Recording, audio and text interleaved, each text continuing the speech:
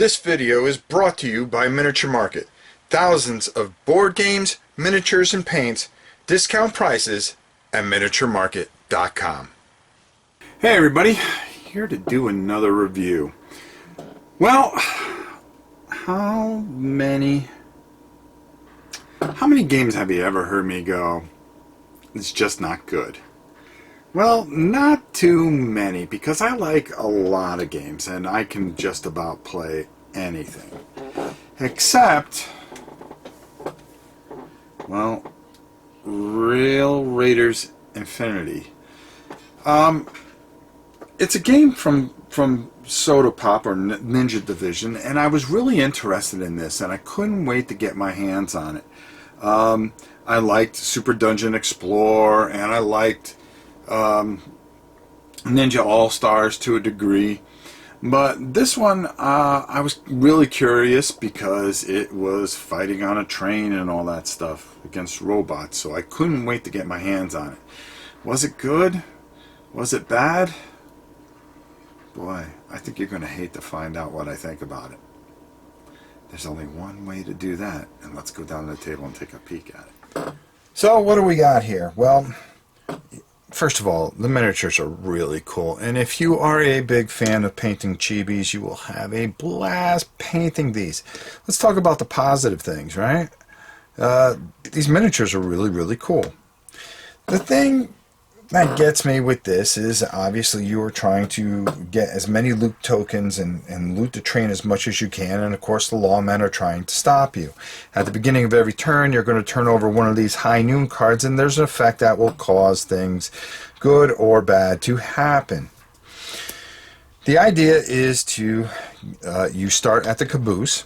So say you're controlling a raider and you want to come over here. Well, of course these guys aren't going to be here. The neat thing about this is you flip over and then it kind of tells you what the heck's going on.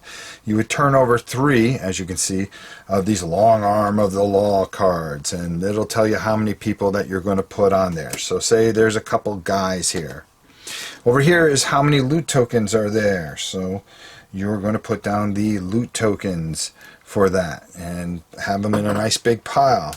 And there's special things that can happen in this particular dining car. So let's just say that you're here and you're there and another person's there, and the way things are fought is both sides roll 5 dice and you try to form the best poker hand. Okay, so here I have a pair of aces basically. Now the raiders would go and, well, they got 2 kings. So 2 aces, two kings. But my 2 aces beat the 2 kings, so it would kill off this guy. So you get 3 actions. You can move, shoot, have a showdown, so forth and so on. The funny thing about it is that once you clear the room and say you have another action, you want to go for a loot token, then the person that may be in there with you gets to say, well, I don't want you to have a loot token, let's fight. So now you fight against each other and you play poker against each other, and if they win you don't get a loot token, and you're kind of defeating the whole purpose in fighting each other, which in a nutshell kind of doesn't make sense. Now you can move from car to car and expose different cars and try to keep on bouncing back and forth, but I'll be honest with you, it does seem kind of broken in a way. You know, it seems harder than it needs to be. You're not only fighting lawmen, but you're also fighting each other, and the way you beat each other is playing poker? Okay, if that's the way you think it works, cool. Well, without further ado, why don't we go up top and get my final thoughts on Rail Raiders. For me, I just didn't like it. As simple as I can put it, I just did not like this, and I'll tell you why. It wasn't that they were shooting at each other; they were playing poker in the middle of a fight. It's like, okay, is your hand better than mine? Yes, it is. Well, then I guess I've killed you. It lost me there. And And then the thing where if you're on the same train as somebody, you clear out all the Lawbots, you're ready to grab some loot, and then the raider that's on there with you can fight against you to stop you from looting. And it just seemed like fight after fight after fight after fight after fight, when there wasn't any strategy where, okay, let him go get that because I want to go over here and hopefully get a better card to, you know, a better loot token that might have better cards for me to get more cash, because at the end of the game, of course, the person with the most cash wins. The miniature's great quality. The tiles, I really like how you flip over the tile and then, hey, surprise, boom.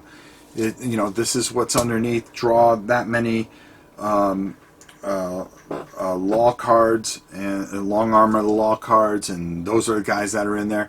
I like that part, but the high noon cards were, you know, okay. The loot cards it just was bleh. I mean, that's the best way to play it. To say it, and you spend most of your time rolling dice trying to make poker hands. Just wasn't for me. I'm going to give this one a 2 out of 5. When have you ever heard me say 2 out of 5? The reason I'm not going to totally kill this thing, really nice miniatures, and I like the chibi miniatures. Great idea, poor execution. Plain and simple. That's the best way I could put it, and I just don't want to see you guys waste your money on it. So, as much as it pains me, I did not care for Rail Raiders Infinite. So that's it for this one. Until next time, I'm Rob Warren. We'll see you soon. Sponsored by Miniature Market's Review Corner. The Review Corner features podcasts, videos, and written reviews by gamers for gamers. Miniature Market, online gaming superstore, thousands of games and minis, discount prices. Check them out at miniaturemarket.com.